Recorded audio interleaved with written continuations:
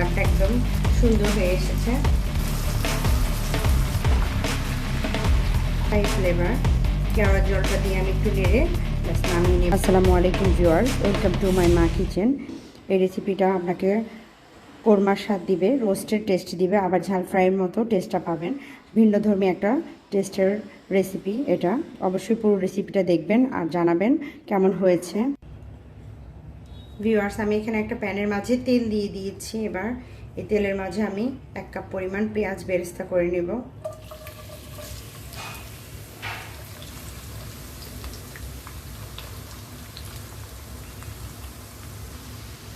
Viewers, পেঁয়াজটা আমি পুরোপুরি লাল করব না, জাস্ট এরকম একটু ভাজা ভাজা হয়ে আসলে এবার পেঁয়াজগুলোকে আমি তুলে নিব।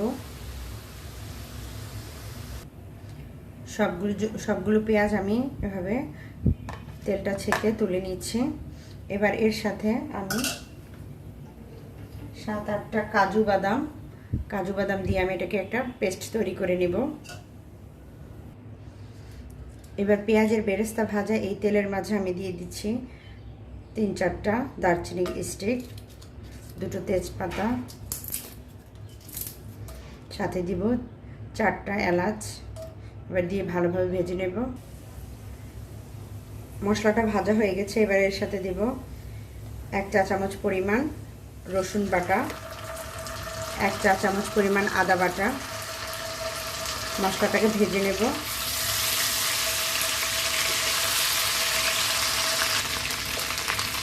এবার এর সাথে দিয়ে দিব আমি চিকেন। এখানে আমি 1 কেজি পরিমাণ চিকেন আগে থেকেই ভালোভাবে ধুয়ে রেখেছি।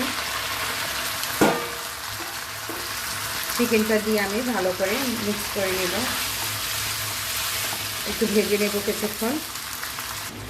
ভিউয়ার্স, চিকেনটা ভাজা হয়ে গেছে। এবার এর সাথে আমি একে একে সবগুলো মশলা দিয়ে দিব।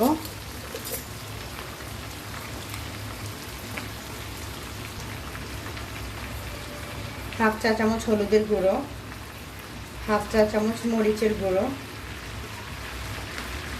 1 চা চামচ পরিমাণ জিরার গুঁড়ো। এবার দিব পেঁয়াজের বেরেস্তা আর হচ্ছে কাজু বাদামের যে পেস্ট সেটা আমি দিয়ে দিচ্ছি।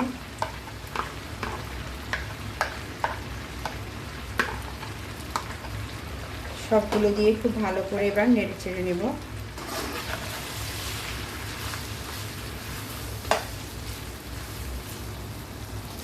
দিয়ে দেব স্বাদ মতো লবণ,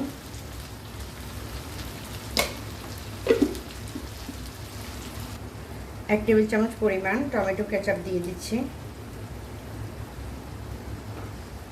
খুব ভালো করে মিক্স করে কষিয়ে নেব। 5 মিনিটের মতো আমি খুব ভালো করে এটাকে কষিয়ে নিচ্ছি সব মশলার মাঝে। এর সাথে দিয়ে দেব আমি হাফ চা চামচ পরিমাণ গরম মশলা গুঁড়ো, হাফ চা চামচ পরিমাণ 1/4 চা চামচ পরিমাণ দিব জায়ফল জয়ত্রী আর এলাচ গুঁড়ো। এখানে একসাথে সব কিছু গুঁড়ো করা আছে। এবার আরও কিছুক্ষণ কষিয়ে নেব।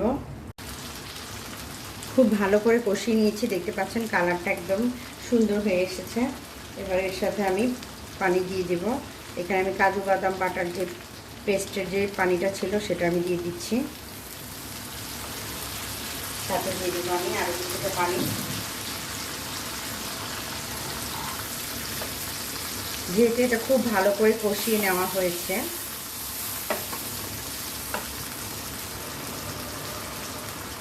সেদ্ধ হতে কিন্তু খুব বেশি সময় লাগবে না।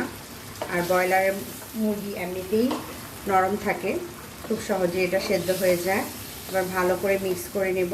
চুলার আঁচটা মিডিয়াম টু লোতে রেখে ঢাকনা দিয়ে ঢেকে দেব পুরোপুরি রান্নাটা না হওয়া পর্যন্ত।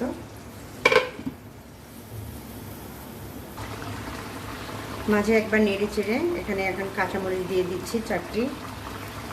ঝালটা পছন্দ মতো নেবেন, আমি এখানে কম ঝালে রান্না করছি। এবার আবার ঢেকে দেব।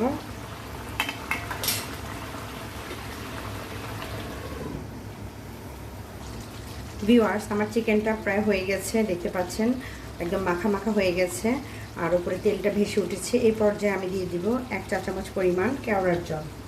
কেওড়া জলটা অবশ্যই দিতে চেষ্টা করবেন, এতে করে একটা খুব সুন্দর ফ্লেভার আসবে, শাহি ফ্লেভার। কেওড়া জলটা দিয়ে আমি একটু নেড়ে ব্যাস নামিয়ে নেব।